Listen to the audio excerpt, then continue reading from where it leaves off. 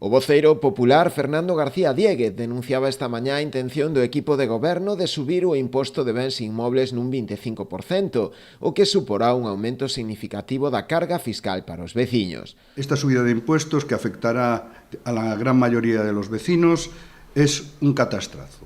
El señor Martiño nos presenta una subida del impuesto sobre bienes inmuebles, el IBI, más conocido popularmente como la contribución. Faino, ademais, segundo el, con enganos, despois de anunciar durante a pasada campaña electoral que non ía subir os impostos. Una vez más, el alcalde socialista, José Ramón Romero Martiño, nos miente sin ningún rubor. Durante la campaña electoral, en los debates en los cuales participamos todas las fuerzas políticas, él aseguró y empeñó su palabra en que no subiría los impuestos. Pero a suba non afectará únicamente o IBI, tamén o fará a ordenanza por inmovilización e retirada de depósito de vehículos. Pero isto, si xa era bastante o 25% que metía no IBI, isto sube un 80%. A retirada dun vehículo da calzada pola grúa estaba en 55,59 euros e pasa a 100 euros,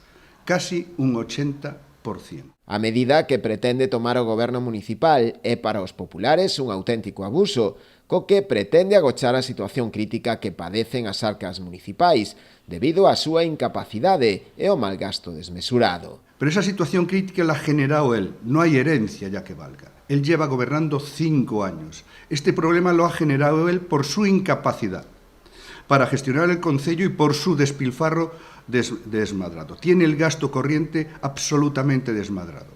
Y lo único que se le ocurre es meterle la mano en el bolsillo a los vecinos subiendo el IBI en un 25%.